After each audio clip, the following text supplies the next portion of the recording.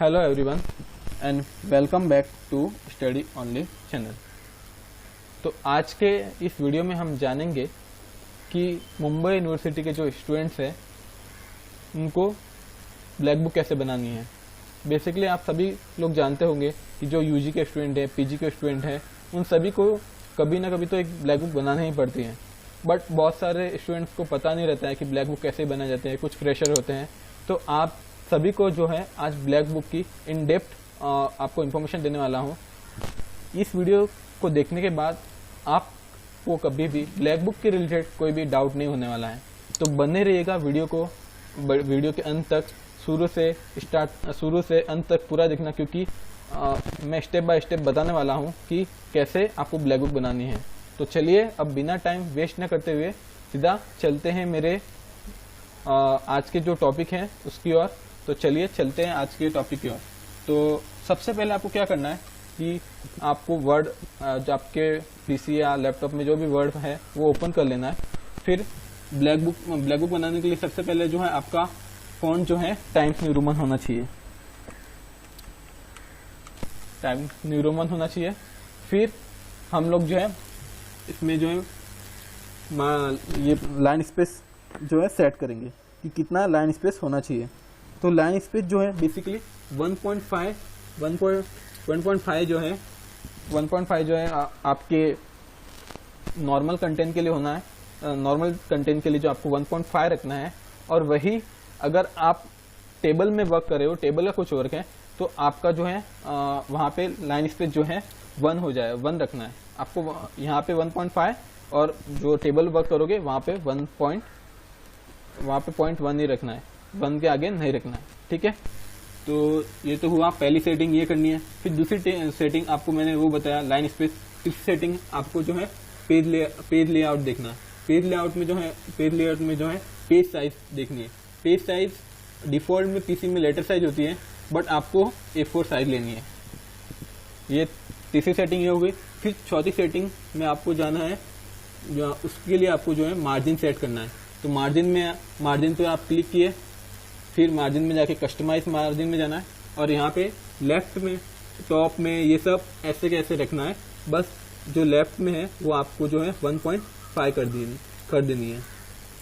बस ये सेटिंग कर देनी है। फिर आप जो है अपना वर्क स्टार्ट कर सकते हो। ये नॉर्मल सी सेटिंग आपको जो है ये कर देनी है। फिर आप अपना ब्लैक बुक बना सकते हो। तो ब्लैक बुक का जो फ्रंट जो पेज रहेगा, पहला पेज जो कवर पेज होगा वो इस तरह होना चाहिए जैसे कि मेरा है। ये देखो, ये इसकी जो है साइज आपको चाहिए तो आप 12 रख सकते हो, अगर आपको चाहिए तो 14 में रख सकते हो। हाँ, एक इम्पोर्टेंट बात, जो आपकी फॉन्ट साइज है इसमें यहाँ पे जो नॉर्मल जो कंटेंट रहेगा उसके लिए 12 रखनी है, टाइम्स न्यू रोमन में 12। और वही आप अगर आपका कुछ टाइटल होता है, समझो इंट्रोडक्शन, फर्स्ट चैप्टर का नाम होगा इंट्रोडक्शन, तो इंट्रोडक्शन एक टाइटल हो गया, तो वो उसकी साइज आपको जो है 14 रखनी है। ठीक है, तो फिर आपका जो पहला पेज है वो सब सेटिंग करने के बाद आपको जाना है पहले पेज की तरफ। तो पहला पेज आपका इस तरह रहेगा।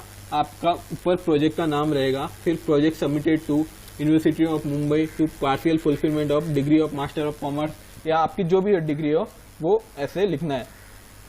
फिर नीचे जो है आपका अगर आपका जो भी सब्जेक्ट है, एडवांस अकाउंटिंग है, एडवांस मैनेजमेंट, आपका जो भी सब्जेक्ट है वो ऐसे लिखना है।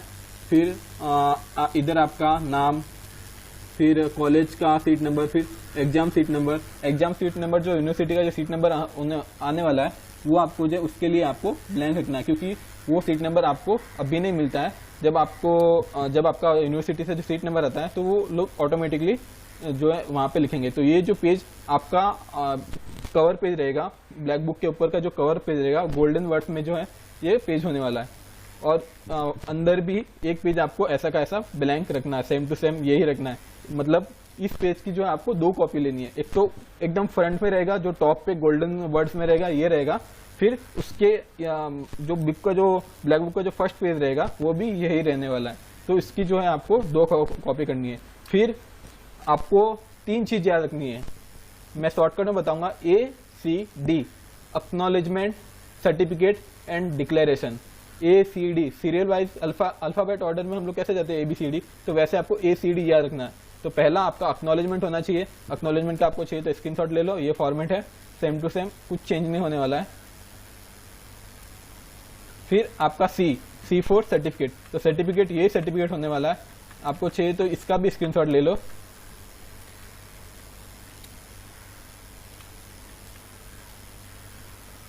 फिर यही सेम टू सेम सर्टिफिकेट का जो आपका फॉर्मेट होने वाला है, ये आपका सर्टिफिकेट का फॉर्मेट। फिर आपका जो है डिक्लेरेशन, तो डिक्लेरेशन का ही फॉर्मेट यही है।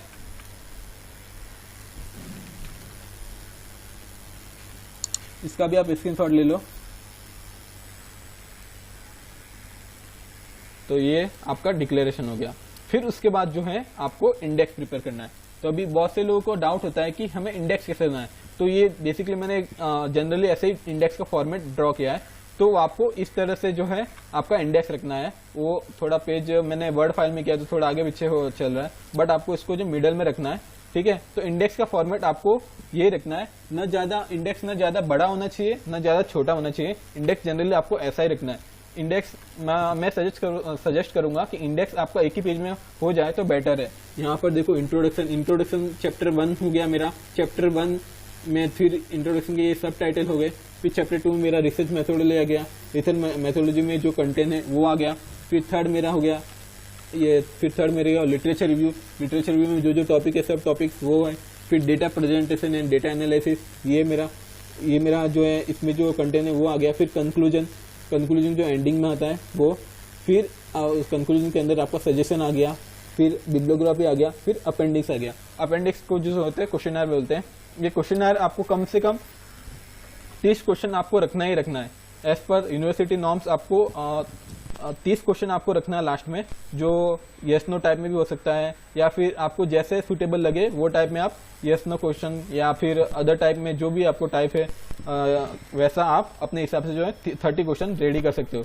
ये अपेंडिक्स जो है इस यहाँ पे 30 क्वेश्चन। फिर बिब्लियोग्राफी और सजेशन, ये हो गया आपका फॉर्मेट। ये जो फॉर्मेट है यूनिवर्सिटी ने जो फॉर्मेट ड्रॉ किया है, यूनिवर्सिटी ने जो फॉर्मेट ड्राफ्ट किया है उसके अकॉर्डिंगली ये इंडेक्स बना हुआ है, जिसमें पहला चैप्टर आपका इंट्रोडक्शन आएगा, फिर दूसरा चैप्टर आपका अपना रिसर्च मेथोडोलॉजी आएगा, तीसरा लिटरेचर रिव्यू लिटरेचर और लिटरेचर रिव्यू और रिव्यू ऑफ लिटरेचर जो भी बोलो। फिर चौथा चैप्टर आपका data presentation and data analysis और पांचवा चैप्टर जो है आपका कंक्लूजन। तो ये जो 5 चैप्टर है यूनिवर्सिटी ने जो ड्राफ्ट किए हैं वो आपके चैप्टर होने दिखने चाहिए प्रोजेक्ट में, तो भी आपका प्रोजेक्ट जो है वैलिड माना जाएगा और थोड़ा इंप्रेशन वहां पे अच्छा जाएगा। फिर उसके बाद आपको नेक्स्ट पेज ऐसा रखना है, पूरा ब्लैंक रखना है, और ब्लैंक के बीच में जो है आपको ये ऐसा रखना है पेज, ताकि ऐसा मिडल में, ये थोड़ा और मिडल में ले सकते हो आप, हाँ ये थोड़ा और मिडल में ले सकते हो। तो ऐसा आपको चैप्टर 1 के लिए भी ऐसा रखना है, चैप्टर 2 के लिए भी ऐसा रखना है, चैप्टर 3 के लिए भी अच्छा है, चैप्टर 4 के लिए भी और चैप्टर 5 के लिए भी। तो चैप्टर 5 के लिए भी आपको जो है सेम टू सेम जो मैंने चैप्टर 1 के लिए ऐसा यूज किया ना, तो वैसे पांचों चैप्टर जो है आपको ऐसे के ऐसे बनाने हैं। ये देखो 5 चैप्टर है आपको, तो पांचों के चैप्टर के लिए ऐसे सेम टू सेम जो है फॉर्मेट रखना है, ये ऐसा।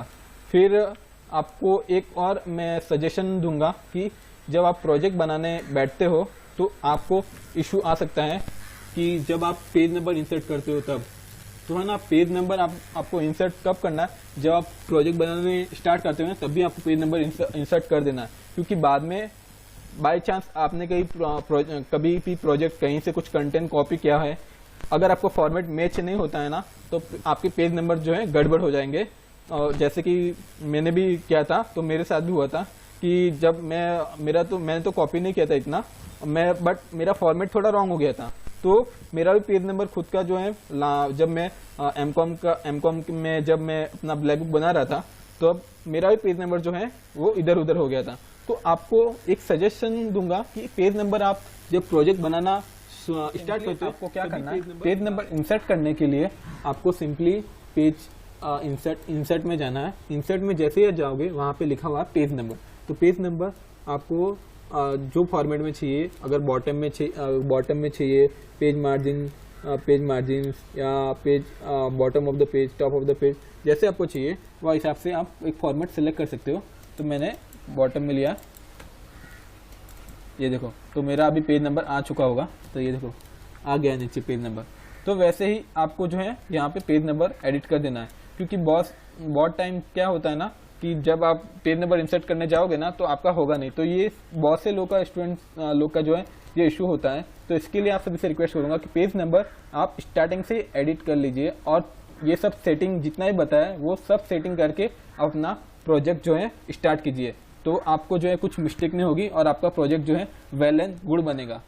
और अगर आपको कुछ डाउट है कि वाइवा कैसे होता है, वाइवा में किस टाइप के क्वेश्चन आते हैं, अगर उसके बारे में भी जानना है तो आप मुझे कमेंट कर सकते हो, या तो मैं जो है इसके ऊपर भी अगला वीडियो बना दूंगा। अगर आप कमेंट करोगे, अगर आपको इंटरेस्ट है कि हाँ वाइवा में कैसे क्वेश्चन आते हैं, किस तरह के क्वेश्चन पूछे जाते हैं, वो लोग क्या देखते हैं हमारे प्रोजेक्ट में, तो वो हमें आप कमेंट कर सकते हो। तो मैं जो है बहुत कम टाइम में जो है आपको उसका भी रिप्लाई दूंगा और वो उसके ऊपर भी एक वीडियो बना के एक्सप्लेन कर दूंगा कि हाँ ये वाइवा में जो है ये क्वेश्चंस आते हैं। अगर आपने जो है अगर ये सब का फोटो नहीं लिया है, स्क्रीनशॉट नहीं लिया है, तो आप ले सकते हो। मैंने इसका फॉर्मेट ऐसे बना दिया है, तो उस हिसाब से आप जो है इस सब का स्क्रीनशॉट लेके उसके हिसाब से आप फॉर्मेट ड्रॉ कर सकते हो। और अगर आपको कुछ क्वेरी, कुछ डाउट हो तो हमें कमेंट कर सकते हो। आपको सजेशन हो, फीडबैक हो तो हमें कमेंट करके बताना। और हमें इंस्टाग्राम, फेसबुक पर फॉलो कर सकते हो, वहाँ पर भी मैसेज कर सकते हो आपके जो भी डाउट, क्वेरी है। और इम्पोर्टेंट बात यह है कि आपको जो है प्रोजेक्ट के टॉपिक के ऊपर भी हेल्प चाहिए तो भी हम कर सकते हैं कि हमारा ये टॉपिक है तो हमें कैसे क्या करना चाहिए, तो उसके बारे में अगर कुछ डाउट हो तो उसके ऊपर भी हम लोग आपकी हेल्प करेंगे। अब बेसिकली जो है आपको प्रोजेक्ट तीन फील्ड से सेलेक्ट करना होता है। एक तो फाइनेंस के रिलेटेड होता है, या फिर आपका जो अकाउंटिंग फील्ड से होना चाहिए, या फिर मार्केटिंग फील्ड से होना चाहिए। तो ये तीन के ऊपर जो है बेसिकली टॉपिक होते हैं। तो आप ये तीनों फील्ड में से कोई भी टॉपिक ले सकते हो। अगर आपको प्रोजेक्ट के ऊपर टॉपिक भी चाहिए, टॉपिक सजेशन भी चाहिए कि हमें ये टॉपिक हमें तो पता ही नहीं कौन सा टॉपिक लेना है, तो वो भी हम बता देंगे कि आप ये टॉपिक ले सकते हो। फिर आप अपने जो भी सर है रिस्पेक्टिव सर से कंसल्ट करो कि हाँ हमें ये टॉपिक लेना है, तो वो भी हम आपकी हेल्प करेंगे। तो जितनी आपकी हेल्प जितनी हो सके हम पूरी आपकी हेल्प करेंगे। बस आप हमें सपोर्ट करते रहना। और अगर आप मेरे चैनल पर नए हो तो सब्सक्राइब करना, लाइक करना और इस वीडियो को ज़्यादा से ज़्यादा लोगों में शेयर करना, ताकि सब स्टूडेंट्स की हेल्प हो जाए। Thank you so much. आप सभी ने ये वीडियो देखा उसके लिए बहुत बहुत थैंक यू।